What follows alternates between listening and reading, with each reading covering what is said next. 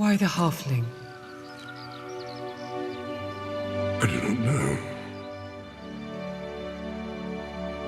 Saruman believes that it is only a great power that can hold evil in check. But that is not what I have found. I found it is the small things, everyday deeds of ordinary folk that keeps the darkness at bay. Simple acts of kindness and love. Why Bilbo Baggins? Perhaps it is because I'm afraid. And it gives me courage. And people say that everything in The Hobbit is bad.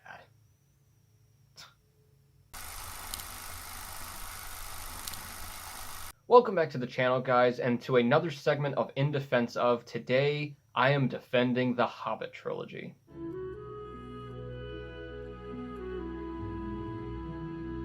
The Hobbit is obviously the prequel to Lord of the Rings that follows Bilbo Baggins and his adventures with a bunch of dwarves who are trying to reclaim their homeland, the Mountain of Erebor, which has been taken by a gold-loving dragon. So obviously, The Rings of Power just premiered on Amazon Prime this past weekend as of me shooting this, and it has met a couple of mixed reviews. I'm not exactly sure why yet because I haven't been able to see it, but it doesn't necessarily surprise me because, well, here we are doing this. I'm really excited to watch it. Honestly, a lot of the critiques that I have heard about it are that it's too woke, and I swear to God, if I hear that word one more time used or something that's just diversity, I'm gonna flip a table. But that's neither here nor there. The point is that Lord of the Rings, The Rings of Power came out this past weekend, so I wanted to do this video in defense of The Hobbit. Oh, The Hobbits. Man, I feel like this trilogy is one that is not loved by most, but also not really hated. It's not like there's so much bad that everyone's like, I hate it, because there's a lot of good too. But no one's really sticking up for it. And that makes me really sad. There's actually apparently a Bilbo cut, which is just the important stuff, and it's just the good stuff. And it's funny that The Hobbit and The Lord of the Rings, which have extended versions, now has to have a shortened, quicker cut. So yeah, obviously the Hobbits are very different from Lord of the Rings, mostly in terms of content and quality. Lord of the Rings is much grittier, much darker, much more realistic. It has a deeper sense of magic, and it uses a lot of practical effects to bring that out. It just has a lot more mysticism, I think, whereas The Hobbit is a little more on the surface fantasy. But there's a bunch of good stuff about it, guys. Seriously, that everybody I think is really missing. Are there flaws? Yeah. Yeah. Yeah. But there's a ton of good stuff as well. Just for a little bit of context before getting into this, the actual director at the helm at the beginning of this was not Peter Jackson. It was Guillermo del Toro, who I think worked on Lord of the Rings as well as a producer, but he and Jackson were writing them, but Guillermo del Toro was supposed to actually be the one whose vision it was, and then he dropped out basically just before shooting. So who came along to save it but Peter Jackson?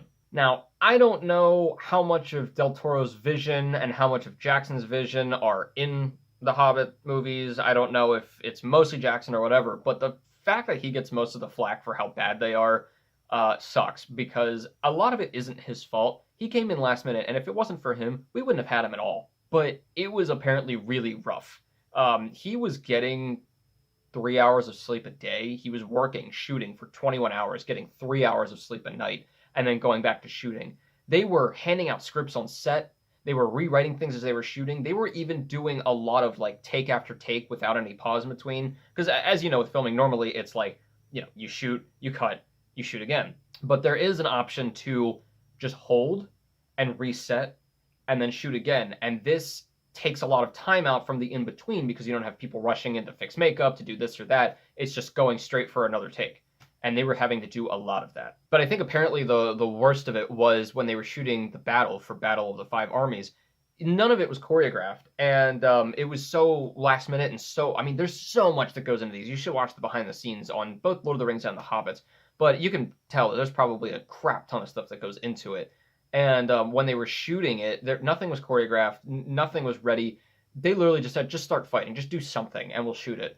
And after, I think, maybe a day or two of this, Jackson said, we're going to scrap this. We're going to come back in a year, have it ready, and redo it. And honestly, the fact that they still came out with Battle of the Five Armies a year after Desolation of Smaug is incredible. So if you were wondering why a lot of The Hobbit kind of seems like a shit show, that's why. Honestly, huge props to Peter Jackson and Andy Serkis and every single one of the people in the casting crew for getting through it and just giving us what we got. Okay, let's get into the defense. I have 5 overall critiques that I usually hear about the Hobbits, and I have my defense for each of them. It's not going to be perfect, but let's do it. Critique number 1.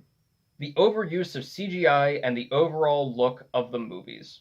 This, I think, is probably the most noticeable, just at a first glance, of the problems with The Hobbit that a lot of people have. They say it's way too much color, the color correction is weird, obviously the overuse of CGI for the orcs, and just the fact that the CGI at times does not look great. Even that it's 48 frames per second, which for a lot of people it made them kind of motion sick. And it just makes it look smoother when it's like doing a lot of moving shots, but it does make people a little queasy. Now, I will remind you, and I will probably just keep coming back to this, this is a children's book. This is not Lord of the Rings, which was like super complex for adults. There was 3 of them. This was one single children's book about a fun story about hobbits and dwarves. And whether it was intentional or not, I think the look reflects this. I mean, think about it. In Lord of the Rings, you had men and elves, which are very serious, very highborn. In The Hobbit, it's dealing mostly with dwarves, which are stereotypically seen as either drunk or funny, or both. And one hobbit who is a pretty bumbling person. 2 different types there. And even in terms of like creatures that you have, in Lord of the Rings you had a really creepy ass spider. You had the Balrog. You had orcs. In this one obviously you still have orcs, but you also have a talking dragon, and still spiders, but they are also talking. So it's definitely supposed to be a lot lighter and a lot, not funnier, but just more whimsical. Overall, it's just supposed to be just less serious, I think. It's just supposed to be a more fun adventure story, and the look reflects this. It's a lot more colorful, it's a lot lighter feeling, it just feels more magical and more wondrous, and yeah, maybe it doesn't look the most realistic all the time, but again, it's supposed to be kind of a kid's story, and I think that it kind of embodies that innocence and that childlike wonder in all of this adventure by looking how it does, looking a lot softer, not as hard and gritty. And actually, parts of it even remind me of the movie Legend. I haven't seen the whole thing, but it's a movie by Ridley Scott that's a very, very, like, super fantasy movie. And a lot of it actually kind of reminds me of that. Plus, they do still use practical effects and costumes. They do. Not all the time. But a lot of the orcs are actual costumed people. It's, I think maybe just the main 2 big ones, Bolg and Azog, that are CGI. And, for good reason. Critique number 2. The dwarves are hard to tell apart. First off, no. They all have legitimate differences, if you're paying attention. And obviously you're not going to be able to know and distinguish 12 different characters within 40 minutes of the first movie. I mean, you try to do that. That's insane. That's like with any ensemble cast. And in this one, obviously they look the same because they are all dwarves. But they have a lot of legit differences. And maybe you don't have all the names to each of them, but they're definitely distinguishable after at least the first movie. This one just bothers me just because it's a pretty simple fix. Just pay attention to the characters. And yeah, obviously some are focused more than others, and I will give you this. They do make the 2 main ones the hot ones. And kind of just like a sub-critique that goes into this, Thorin is too mean and too aggressive. I think in the book, which I haven't read for a long time, last time I read it in full was 5th grade, I think, but I did some skimming to prepare for this, and Thorin is, he's got his serious moments, but he's usually a lot happier in the book. But I honestly think that being the leader and having all this stress, it made kind of some sense for him to be a little bit more aggressive. He doesn't have to probably be as mean as he was, but I do like it for 2 reasons. 1, it gives a little bit more conflict in the first movie, and 2, it really emphasizes that growing bond and respect that he and Bilbo have later in the trilogy. I really actually liked that. that they go from like these people who like one does not respect the other to they both respect each other for their certain qualities that they bring, and it also kind of enhances, sort of as this foil, it kind of enhances Bilbo's growth as well. Critique number 3. Too many unnecessary characters. Alright, look. The ones that they brought back from Lord of the Rings that aren't technically in The Hobbit, but are in Lord of the Rings, you know you were excited to see them. Don't lie. And remember, this was before reboots were like a really big thing. Like, obviously they were a thing by 2012, but this is before like Jurassic Park and Harry Potter and Star Wars all were doing reboots, and even Marvel, and all of these things where there have a lot of people coming back, and this has just become like the norm and it's not really special anymore. This was like just the cusp of that starting to happen. So like we were still excited for this because it gave us some nostalgia. So like Frodo and Bilbo, obviously you're going to have older Bilbo. It would be cool to see him, you know, talking a little bit before we actually see the young Bilbo. And then you've got Frodo. You haven't aged a day. And yeah, again, just excited to see him. And honestly, it wasn't even that big of a deal because he was in it for like 5 seconds. So like, whatever. My only gripe with that scene though, like the whole beginning with both of them, is that it sort of kind of retcons just logistically what happens in the beginning of Fellowship of the Ring, just who knows what about the party and what they go to do and who's writing what. So I didn't really appreciate that, but we've got Elrond and Saruman, and Elrond is actually in the book, so that's fine. Plus they go to Rivendell, so obviously he's going to be there. And then Saruman I thought was fine to have too if they were going to go into this whole plot of the Necromancer and Sauron coming back, which I'll get to in a second. But it was fine to have him there, especially because, again, he's only in there for a little bit, but it just kind of expands the world a little bit more to see him there. Not only in Lord of the Rings, but in this time as well, and seeing what his advice and counsel is. But dude, props to Christopher Lee, man. I don't know how much of the stunts he did, although it looks pretty legit that some of it is him. I'm gonna assume it's not. But for those action sequences, and even just the dialogue sequences, just they actually had to shoot him separately, just doing his lines and then add him in later. But the man was like 94 years old at that point. Good on him. Rest in peace. But perhaps the biggest one to come back from Lord of the Rings is the one that I will level with you on. Legolas.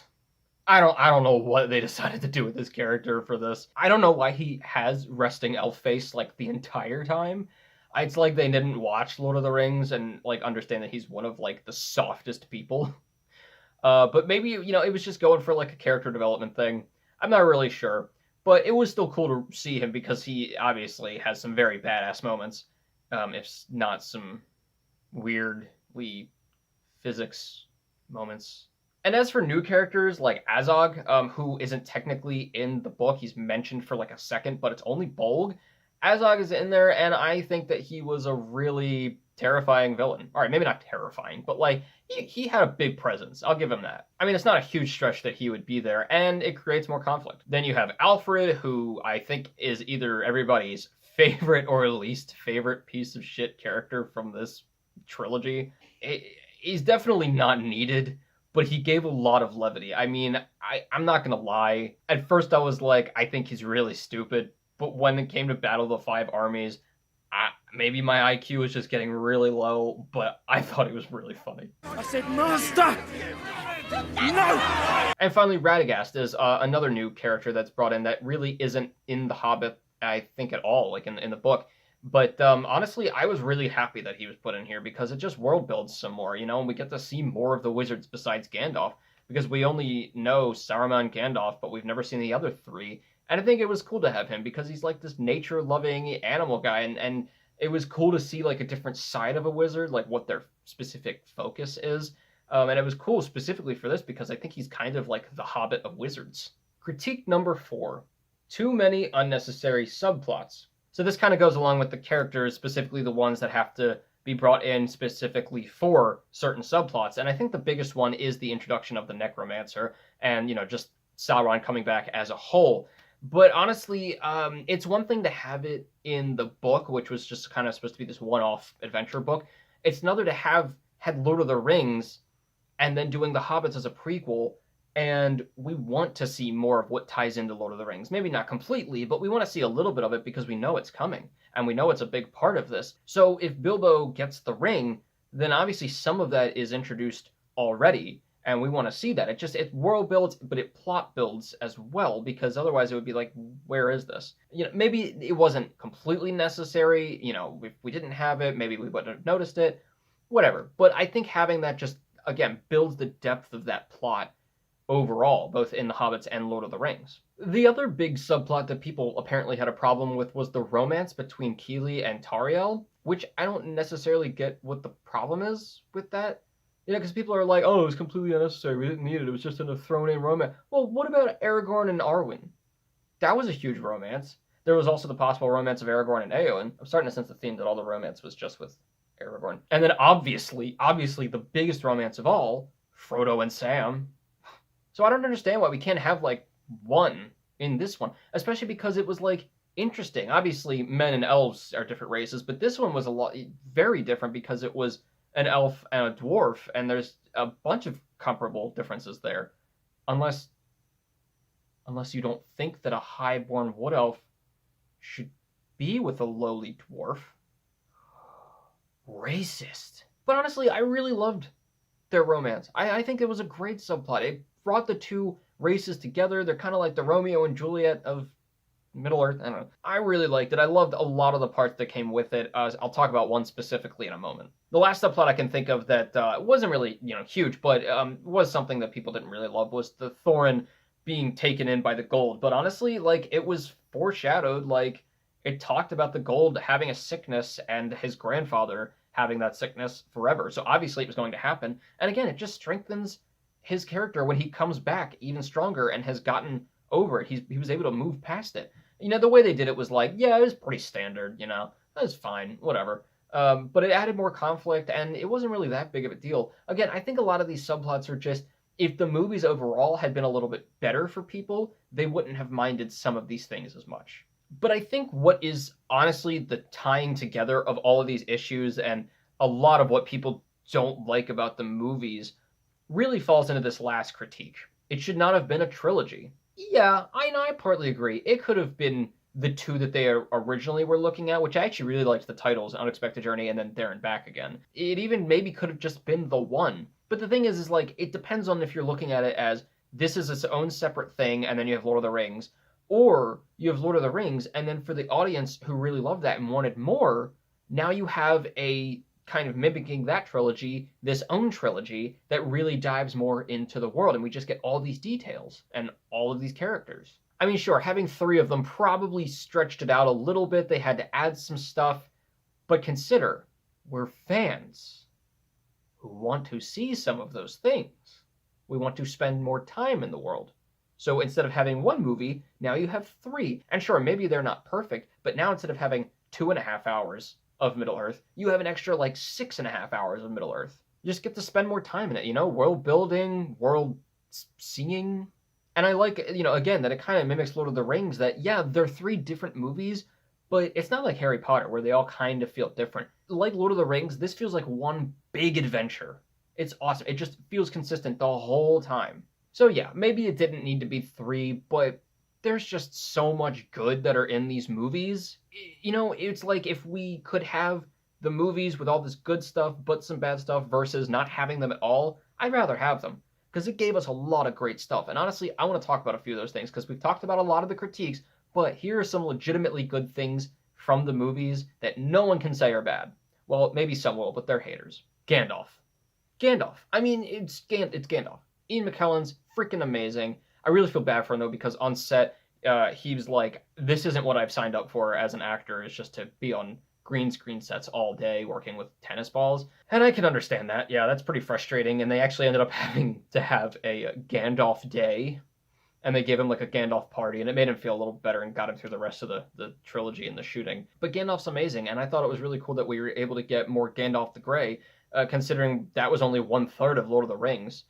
So we were able to get more of the kind of sadder, grimmer Gandalf, which was pretty cool. And obviously, he's just awesome. This company! If you don't like my burglar, then please, don't damage him. Return him to me. Martin Freeman as Bilbo Baggins. This man is my spirit animal. I love his character. I love his quirks. He reminds me of me at times. I love the introvertedness. But especially, I love his growth, because where I love his introvertedness, I equally love how he breaks out of that, and then by the end of it, he's just this badass hobbit with a sword. God, he's awesome. The music. Dude, Howard Shore, God, I love him. He is just amazing. He just adds so much to these movies. His score is just incredible. My favorite, I think specifically though, besides Bilbo going on the adventure, I'm going on an adventure and having kind of like the concerning hobbits music in there, I really love the Feast of Starlight, which is when Tauriel and Keeley are talking, which is that scene that I was going to talk about. I love that scene so much. Just talking about like the stars and going up there and seeing and memory and the music, just take a listen.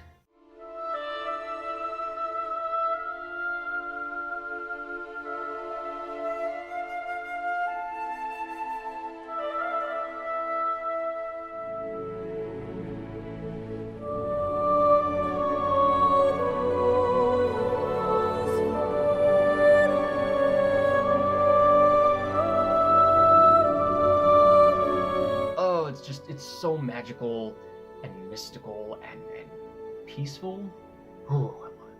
But also the songs too, because after each of the movies in the credits, they had a specific song, and Song of the Lonely Mountain by Neil Finn, I See Fire by Ed Sheeran, and The Last Goodbye by Billy Boyd are all incredible songs. The first one is like super comforting, the second one is really suspenseful, and then the third one is just like a wrap up, and it's so sad, but it's so beautiful. And then just overall, a bunch of really awesome scenes. Obviously, we get Bilbo with Gollum, and that was a huge thing that people were super excited about. And that scene it gave us a pretty good amount of time with Gollum, considering he's only in one of the movies, but that was awesome. It was, and Andy Serkis, once again, was amazing, but really loved that scene. And on the other side of that, Bilbo with Smaug, whatever. That was really cool. I mean, yeah, I wasn't a huge fan of the fact that, like, Smaug was like, this talking dragon, but again, it is a kid's book. Now I have to defend it to myself. It is a kid's book, but it was just awesome. It was a huge set, and just this giant dragon, this little hobbit, they're having this conversation. That's just like a really cool setup, I think. I don't know, that was just a cool setup for a scene. My ear. But besides some of these really suspenseful scenes, you also have some really beautiful ones, like I was just talking about with Keeley and Tauriel, but also, and I know you guys are going to gripe about this, but I personally love the first 40 minutes of the first movie the best. Why? Because we're just sitting in the Shire, especially in this, like, warm glow of Bilbo's hobbit hole. That sounded really wrong. You know what I mean. Inside his house. Just him doing him, and the dwarves come in, and they're all singing, and it's just warm and comforting. I don't understand why people don't like the first 40 minutes. Yeah, it went on for a long time. Get over it. It's Lord of the Rings. But then you get Galadriel and Gandalf talking about hobbits. That scene is just beautiful, and I love it, because I think it really... Honestly, I think that scene is like the crux of what this whole trilogy is supposed to be about. The emotion, the tone. It's supposed to be about hobbits, and how with all of this crazy dark stuff going on and this crazy battles and everything, the hobbit is the one at the center that keeps everything afloat. And they're small, and they're sneaky, and they're unassuming, but that's kind of the reason that we need them. I mean, I think this whole trilogy, aside from any of its flaws, what it gave us was just this cool focus on the hobbit and what they're supposed to teach us. And that's just things about nature, small things, finding the joy and the comfort in these really small things just around our own homes. Like they said in Lord of the Rings, even the smallest person can make a change. And that's what I think I love most about this trilogy. And I'm just going to keep coming back to it is a kid's book. It's a children's book. Yeah, they didn't make it into 3 different stories, but whatever. It's a children's book. It's lighthearted, it's whimsical, it's fun, it's magical, it's kind of comforting, way more comforting than Lord of the Rings. I mean, Lord of the Rings is definitely comforting in many spots, but it's also like you have to mentally prepare to watch it. The Hobbits, I can just throw those on because they just feel less stressful, even in the dark moments. And sure, maybe it's not as suspenseful when you're wanting to watch for a lot of suspense, but I can just throw it on and be super relaxed and super comforted by the fact that this is just the essence of Middle-earth and of Hobbits and of the Shire. So when you want to put on a nice relaxing movie to fall asleep to, I would go with The Hobbit. because at the end of the day, it's going to give you good friends, a warm hearth, and all the comforts of home. Well, guys, let me know what your thoughts are, your extensive thoughts are on the Hobbit trilogy, what you like about it, and, I guess what you don't like about it, but let's talk about what you like about it. And let me know what your thoughts are on the Rings of Power. I'm really excited to see it. And as always, keep your hopes high, your stress low, and movies right in the middle. I'll see you guys later.